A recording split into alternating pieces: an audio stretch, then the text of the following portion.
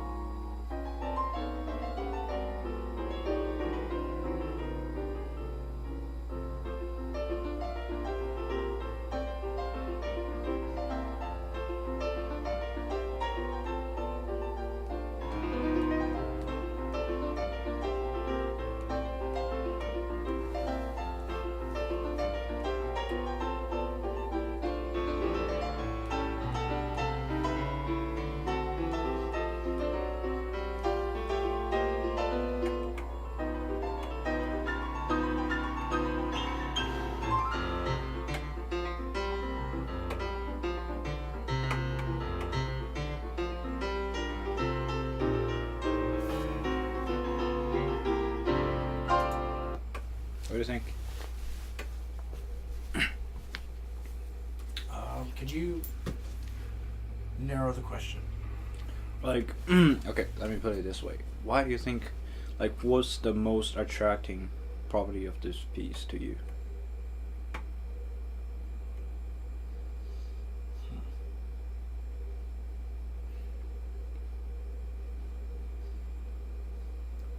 Like, when you hear this piece, what jump out the most to you? I'm not sure exactly what to call it. I'm certain there's Just, a term just, for it, but just say, describe it. throughout the progression of the piece, it would always come back to this basic four chord. Not chord. Not chord. For chord. I know what you're saying though. Dun, dun, Yeah. dun, What's dun. the word for that? That is the melody motive. Okay. Yeah. Yeah. So that is a basic melody motive, but how is this melody motive constructed? Because melody motive, it is true that is which is 5-6-1-2 in scale degree, but it could also be 5-6-1-2 5-6-1-2. But why is it special? Why does it always jump out? Because a melody can go very fast or very slow. But why is this good? Think about the title. I got rhythm. If you want me to go very elementary, it Yes, go elementary. That's fine. it's incredibly rhythmic. Yes, it's I mean, incredibly fair. exactly. That's like the spirit of this piece. It is very rhythmic. So, what do you just describe? It always come back to this basic motive. The 5-6-1-2. It is that motive is this piece's primary melodic and rhythmic motive. So you said the most attractive thing in this piece to you is the really everlasting, four note pitch whatever, Yes. the primary rhythmic and melodic motive in this piece. The rhythmic motive in this piece is very unique. It is obviously syncopated. Do you know what syncopation means? No. So, let's say.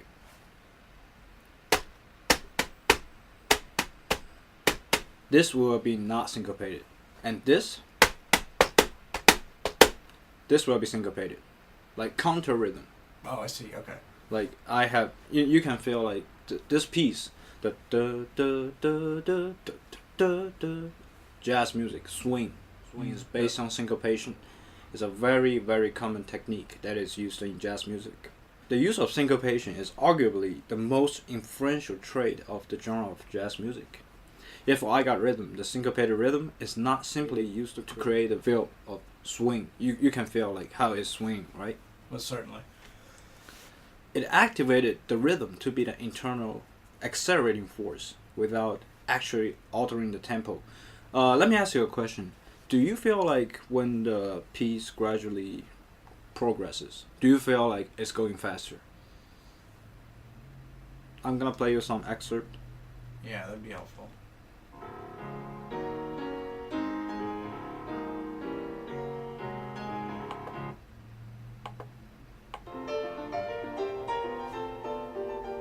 Most certainly, I feel like it's going faster.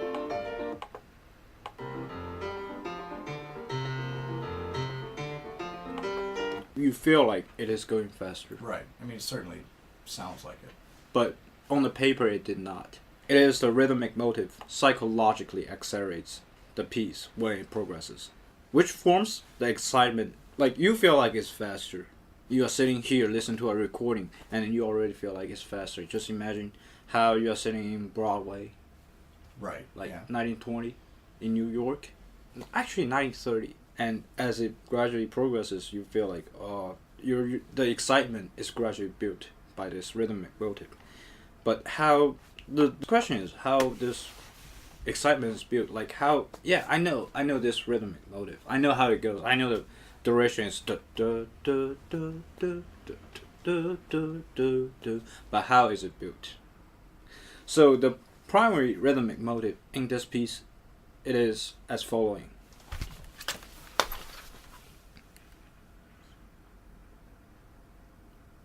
To give you a more straightforward illustration, could be explained as this. You know, in 4/4 time, the beat is always da da da da. So this will be the standard position where the beat rests within 4/4 time. Okay. But in this piece, the beat is, because of the syncopation, the beat is here. So you can see the beat started. The first and the last eighth note within measured. But there is one thing to clarify first here. For the nature of this rhythmic motive and melodic motive, it goes like da da da da da, which we will discuss later about the melodic motive. I believe the piece is actually in 4/4 time, because if it is in 2/4 time, it would be da da da da da. It's just the accent is not exactly right, so I think it's in 4/4 time. So from now on, we will discuss this piece as it is in 4/4 time. The first and last eighth note typically landed on the first, aka tonic, and the fifth, aka dominant scale degree, and acted as the rhythm resetting notes in the piece. Okay. So you feel like the four pitches in the middle is the material. Right. And you know there is a note in the beginning and there is a note in the end. Right. They're just acting as like resetting the rhythm because the rhythm is already disturbed by the four notes in the middle. That would make sense, yeah. I mean, the way that the song progresses from that, yeah. So 4 dotted eighth notes actually form the motives. They are pushing the music forward, not just because of their shorter than normal note value.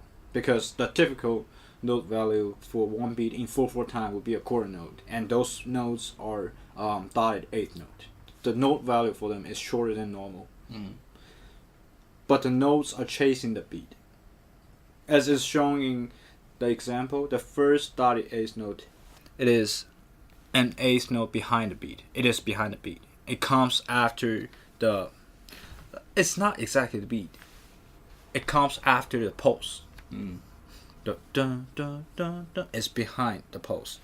The second dotted eighth note is a 16th note behind the beat. So the gap is shrinked.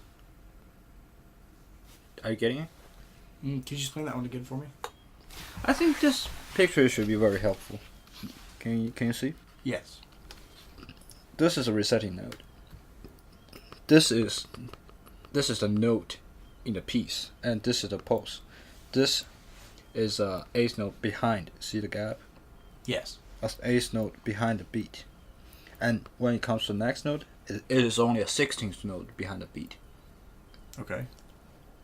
Right. So there are 4 pitches in the motive.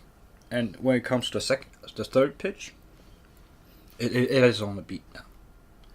And when it comes to the fourth pitch, it is ahead of the beat. So the notes in the motive, they're chasing the beat. It was behind, then it gradually come ahead. Then at the end of each motive, there is another rhythm resetting note.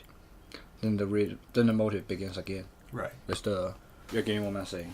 Yes. So that's why you feel like this piece is gradually going faster, because psychologically, the notes in the motive are pushing you forward, but at the end, the momentum is reserved by the rhythm resetting note at the end of each motive. Right. And the motive begins again with the note, then the same process which accelerates you, then it's reset, then it goes again, it goes again, it goes again, it goes again.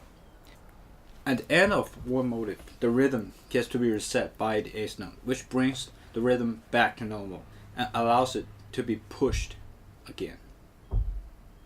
The audience's excitement is gradually accumulated by this rhythmic motive throughout the piece. Furthermore, the melodic development coincides with the rhythmic scheme, and they work together to psychologically accelerate the audiences. The piece follows a very basic melodic motive. It goes in scale degree of 5-6-1-2, 5-6-1-2, then 2-1-6-5.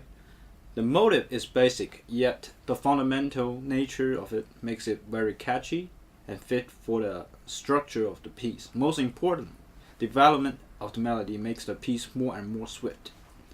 The melody started to be embedded in the chorus, as you heard in the beginning. Those are chords. Then arpeggios. Then arpeggios would be da da da da da da. So they're like, let's say there are 3 notes in one chord.